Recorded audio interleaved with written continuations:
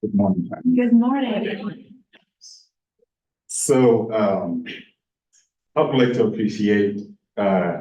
Shanibo Ogoban for being a mentor and a guide as I did my project, and also the Practical Theology area faculty as well for helping me out with my project as well. So the title of my project is Towards a Transatlantic Black Practical Theology of Protest. I was thinking through my experiences as a Black person in Zimbabwe, as well as a Black person who lived in Ireland and now living in the US. So I was asking myself, what does it mean to be Black in the world? What does it mean to be Black, a Black young African man who sometimes when he walks into spaces, there are certain reactions he gets. And how do I respond to that? And also thinking about my fellow Black, counterparts as well. How, when they walk into spaces, what happens to them? And how can we engage the world as Black people? And in those wanderings, I came up to these two theologians, one from Zimbabwe, the other one from, we all know him, James Cone from the African context. Canaan Banana is a Zimbabwean theologian, as well as he was the first president in Zimbabwe. And so I was thinking through, their theologies, Black theologies in the context of Zimbabwe, as well as in the context of the US. For Canaan Banana, he was writing in the context of colonialism under British white minority rule in the 1960s, 1970s. James Cone is also writing in the 1960s during the height of the civil rights movement and after the death of Martin Luther King Jr. So he's writing, putting Black theology in general, and also Black power in context, and saying, how can these two things speak to each other? For Canaan Banana is writing in the context of how can I, as a Black theologian, write to my people who are experiencing oppression under the British rule? So then I came up to this. So what I was trying to do was wondering, what can we do with these theologies? It seemed to me they were so theoretical, but how can we bring them to be practical? How can we engage them as we live in the world? As the church, how can we engage these theologies in a practical sense? So yeah, I think I've covered this a little bit. So their theologies were really saying white theology is more like state theology. It endorses racism, it endorses oppression, it endorses the subjugation of Black people. So they came up to what they say. Their theme was, we need to think of God as God of the oppressed. We need to look at the cross as a symbol of liberation. And by so doing, let's use our social vocation, let's use our identity to interpret what the cross means for us.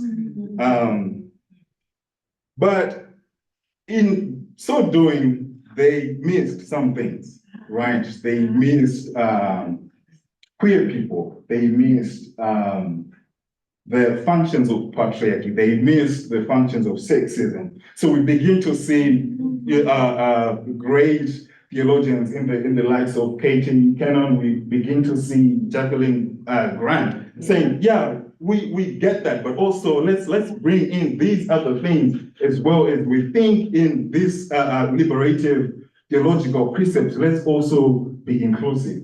So in so doing, I was like, okay, what does this now mean for me as a practical theologian? How do we then bring this to the ground, for it to speak to the ground? Then I then came up with these three frameworks for what I termed here as a transatlantic Black practical theology. And I hope this is a concept that I will further develop and possibly turn it into a book. I hope that will be the case. So in these three frameworks, the first one is collective engagement in ecumenical context. So I'm thinking through, what does it mean to be ecumenical? What does it mean to be a church that's outward looking? Yeah, we do look inside, yes, in between our own walls, but what's happening outside the walls? How can we engage the people that have been marginalized in many spaces as well. So there's this model which is called the church, sister church model, where there's an engagement between two congregations. It's cooperative and it has engagement precepts to it. In this as well, there is something that I found out which I did not know, which is called self-conscious ecclesiology, which says knowing who we are, where we come from, and what typifies us as African people in the world.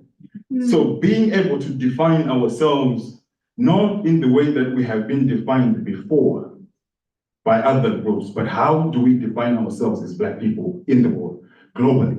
How do we do that? And then the second element, I was thinking of participative, inclusive critical pedagogy, which borrows from Anthony Reddy, who is a Black practical theologian in Britain of Jamaican descent, and thinking through also the concept of conscientization.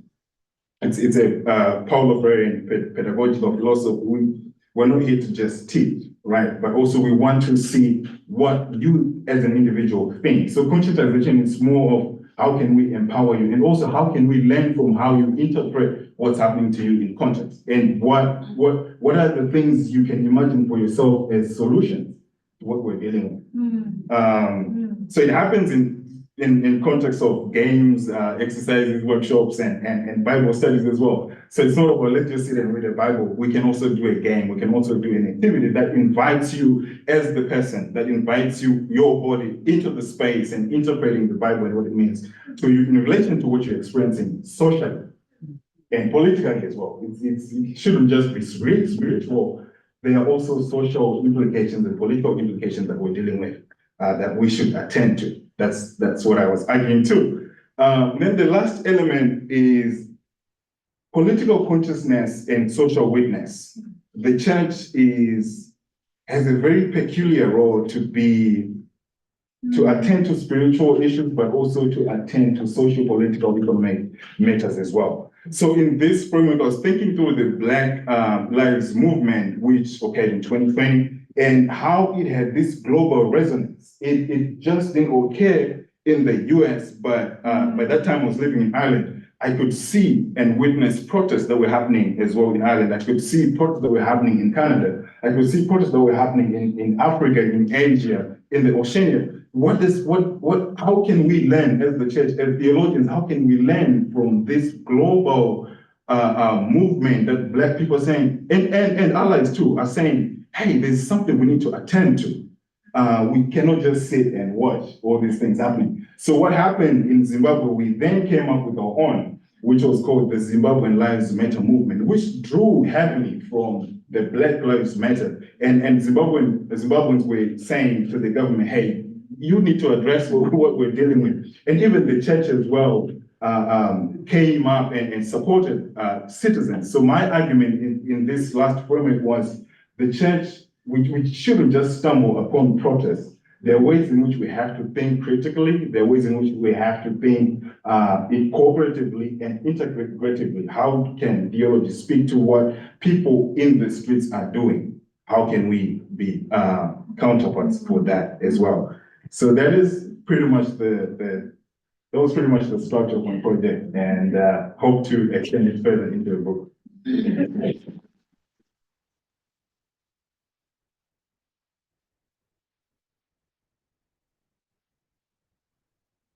I think we have time for a specific question.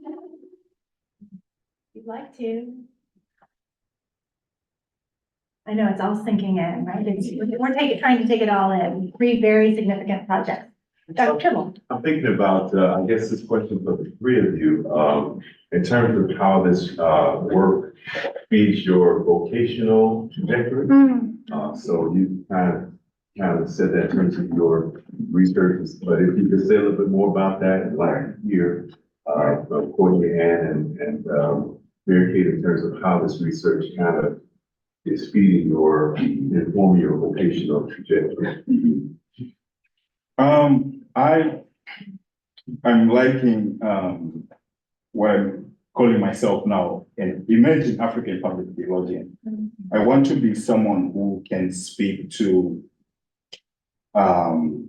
particularly Black people, but also I hope it speaks to other people of other races as well. But I would like to use my location, right, as an entry point into theology and theological work. So my vocation really is pointing towards academia. Hence, I hope to develop this further into a book, which then speaks to, like develops further what I'm trying to come up with here as a framework of thinking through how do we, as the church and theologians, how do we engage what's happening outside of our own theological context, right? Not just, and to speak to other people who have been marginalized in many ways as well. So that's that in a way that's what I'm hoping to do occasionally, and also develop to be an academic as well.